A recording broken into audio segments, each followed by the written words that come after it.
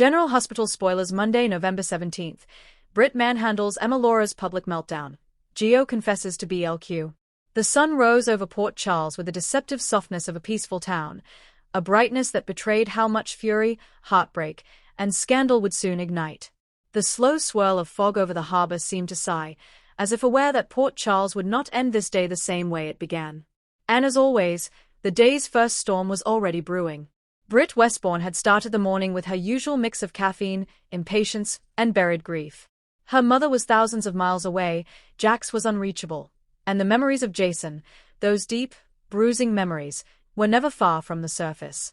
She stepped out of the elevator holding a stack of patient charts when she nearly collided with Emma Scorpio Drake, now 17, smart-mouthed, fiery, and very much her mother's daughter. Emma had stormed into the corridor wearing a look Britt recognized immediately, righteous teenage fury mixed with heartbreak. "Where is she?" Emma snapped, eyes blazing. Britt blinked. "Good morning to you too. Don't play with me." Emma stepped closer. "You know where she is, my grandmother. Anna didn't come home last night." "Nobody will tell me anything." Britt exhaled. "Emma, this is a hospital, not the WSB. I don't keep track of Anna Devane." "You're lying," Emma said. "I can tell." Britt gave a humorless laugh. "Darling, if I'm going to lie, trust me, you won't be able to tell." Emma's expression sharpened. "You all think I'm still a kid, that you can hide everything. But I know something happened last night, something big, and I'm not leaving until you talk." Britt rolled her eyes. "I don't have time." Emma reached out and grabbed Britt's arm. "That was the wrong move." With a lightning-fast reaction born from years of stress and zero patience, Britt yanked her arm away, spun, and pinned Emma against the wall. The patient charts clattered to the floor. Emma gasped. "Hey, let go, I said," Britt hissed. "I don't know where your grandmother is." Nurses froze. A resident dropped his coffee. The hallway fell silent, the tension thick enough to suffocate. "Dr. Westbourne," a nurse shouted. "What are you doing?" Britt finally released Emma, who stumbled forward, cheeks flushed with a mix of shock and humiliation. Emma stared at her with tears forming, not of pain, but pure anger. "You lay a hand on me again," Emma growled, "and I swear, my father will bury you." Britt scoffed. "Tell Patrick I said hello." Emma turned toward the elevators, but not before delivering one last verbal dagger. "No wonder Jason left you." The words cut deeper than Emma could have known. Britt stiffened. "Get out," she whispered, her voice trembling, not with fear, but with the fury of someone who had just been hit where it hurt the most. Emma's elevator door slid shut. The hallway remained silent. And Britt realized, with a sinking stomach, that she had just crossed a line she couldn't uncross. The room was packed. Press cameras lined the back wall. Citizens murmured anxiously. The mayor's office had announced a sudden, urgent public briefing, and whenever Laura Collins called for urgency, Port Charles listened. But Laura wasn't right today. She stood backstage, gripping the podium with white knuckles, her usually calm breathing replaced by sharp, rapid gasps. Kevin hovered behind her, concerned. "Laura, you don't have to do this," Kevin whispered. "Yes, I do." Her voice shook. "If I don't tell them now, who will?" Kevin touched her arm. "At least wait until we've." "No." She stepped onto the stage. The cameras flashed instantly. "Good morning," Laura began, but her voice cracked in the middle of the word. Reporters exchanged confused glances. Laura swallowed hard, trying again. "Good morning. I stand before you today because Port Charles is in danger." A ripple of chatter moved through the room. Kevin flinched. Laura continued. "For months, forces have been operating behind the scenes. Manipulating. Threatening. Undermining everything this town stands for. And they won't stop unless we expose them." A reporter raised her hand. "Madam Mayor, what forces? Are you referring to the recent Quartermain attacks or?" Laura's breath hitched, and suddenly she was trembling. "No. Not trembling, unraveling. My son," she whispered. Kevin stepped forward. "Laura. My son is missing, and no one will help me."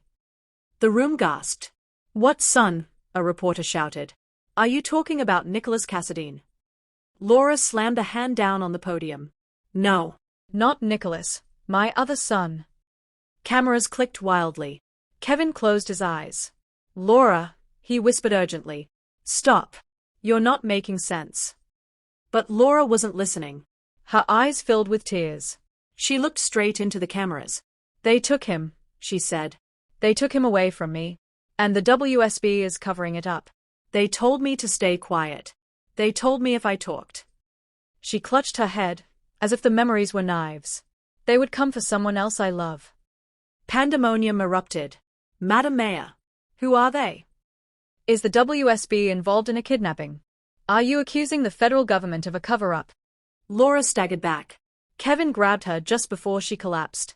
Security swarmed the stage. Reporters screamed questions. Cameras kept rolling. And the moment replayed across Port Charles televisions within minutes. Laura Collins had just had a public meltdown, one that would shake the city to its core. Brooke Lynn was pacing, as usual, stressed, as usual, humming half-finished melodies, as usual. But today was different. Today, Gio Palmieri, the young piano prodigy who'd become part of the Quartermain chaos, stood in front of her looking like someone facing execution. BLQ, he said, voice trembling. I need to tell you something. Brooke Lynn stopped pacing. Why do you look like you ran over Leo's therapy guinea pig? Gio swallowed hard. This is serious. Brooke Lynn crossed her arms. Okay. Hit me. He closed the distance between them. His hands shook. His voice cracked. It's about why I really came to Port Charles. Brooke Lynn blinked. Gio, what are you talking about? You came because Yui recommended you, and the conservatory. No. He stepped closer. I came because I was hiding something. Her stomach dropped. Gio, are you in trouble? He nodded. Yes. The kind that follows you no matter how far you run. BLQ sank onto the couch. Okay. Start talking. He took a shaky breath. I wasn't just a piano student in Bensonhurst. I was working for someone. Someone dangerous. Brooke Lynn's pulse quickened. Dangerous how? The kind who doesn't like when people say no. His voice cracked. And I told him no. BLQ felt her throat tighten. Who? Gio hesitated. Then, Sidwell. Brooke Lynn went still. Sidwell. Sonny's enemy Sidwell. The man who, Gio, what were you doing with? I didn't want to. Gio said, voice breaking. I didn't ask for any of this. I owed someone money. A lot of money. Sidwell's people said I could work it off. Deliver messages. Run errands. And then? BLQ whispered. And then I saw something I shouldn't have. Tears filled his eyes. And Sidwell told me if I told anyone, he'd make sure the Quartermains paid the price. BLQ's breath caught. You should have told me, she whispered. I'm telling you now, Gio said, stepping close enough that she could see the shame in his eyes. I couldn't keep lying. Not to you. Brooke Lynn's heart hammered. Why me? Gio exhaled. Because I care about you.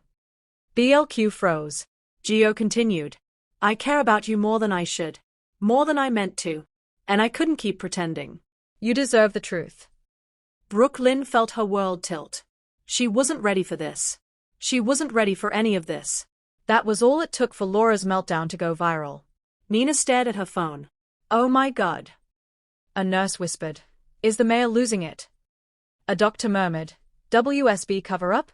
Is that real? Trina watched the footage and gasped. Oh Laura. Jocelyn muttered. This is going to blow up everything, isn't it? Jordan threw her pen. Great. Just great. Dante frowned. She said someone took her son. Not Nicholas, who was she talking about? There was silence. Then Dante added quietly. She said the WSB covered it up. The room went cold. Britt buried her head in her hands. The chief of staff had already demanded a written incident report. Patrick was blowing up her phone. Robin had left several very violent voicemails. The fallout had begun. There was a knock at the door. Go away, Britt groaned. The door opened anyway. Too bad, said a deep voice. Britt looked up sharply. Jason, she whispered. But no. It wasn't him. It was Cody Bell. Don't do that, Britt snapped. Don't come into my office without. I heard what happened, Cody said. With Emma. Britt groaned. Of course you did. Cody sat down across from her. Britt, talk to me. What's going on? Nothing. He raised an eyebrow. Fine, she huffed. Everything. She stood abruptly and began pacing. I'm exhausted. I'm sick of being the villain. I'm sick of being blamed for things I didn't do. And Emma hit the one nerve I can't ignore. Jason, Cody said softly. Britt stopped. Her voice cracked. Yeah, Jason. She looked away, blinking back tears she refused to acknowledge. And now I'm probably getting suspended. Cody stood, moving close enough that she could feel his warmth. You're not alone, Britt. Not anymore. She looked up at him. Their eyes locked. And for the first time in months, Britt felt her breath steady. Kevin sat beside Laura's bed. She lay silent, staring at the ceiling. Kevin, she whispered finally. I said too much. Laura, Kevin said gently, I need you to tell me the truth. Who were you talking about? Laura closed her eyes. My son. Kevin swallowed. You mean Nicholas? No. Her eyes opened, shimmering with grief. My other son. The one I never told anyone about. Kevin's pulse quickened. Laura, you have a child no one knows exists. Laura nodded slowly. Yes. And he's in danger. She began to shake. They said if I ever spoke his name, he would die. Kevin's blood ran cold. Laura, who took him? Laura whispered a single word. A name. And Kevin's face went white. Brooke Lynn stood by the piano, fingers trembling. Gio stood behind her, waiting, terrified. She turned toward him slowly. You said you care about me, she whispered. I do, Gio said. More than I should. More than I thought I could. BLQ closed her eyes. This isn't fair, she whispered. Not now. Not with everything going on. I know, Gio said. But it's the truth. BLQ met his eyes. Do you have any idea what could happen if Sonny learns you were involved with Sidwell? Or Chase? Or my grandmother? Or, God, my father? Gio stepped forward, close enough to touch her, but not daring to. I'm not asking you to forgive me, he whispered. I'm asking you not to hate me. BLQ's voice cracked. I don't. Gio exhaled, shaking with relief. But, BLQ continued softly, I don't know what to do with this. With you. With everything you've said. Gio nodded. I'll wait. As long as it takes. BLQ's breath hitched. She looked at him with an emotion she didn't want to name. Because she felt it too. A shadow moved through the abandoned corridors, silent, controlled, familiar. He stepped into the moonlight. His face was bruised. His clothes torn. But he was alive. Nicholas Cassadine exhaled shakily. They are coming, he whispered. It's starting again. He pulled out a burner phone. Dialed. A voice answered. It's time, Nicholas said. Find her. Before they do. The line crackled. Find who? The voice asked. Nicholas inhaled deeply. My brother. The screen faded to black.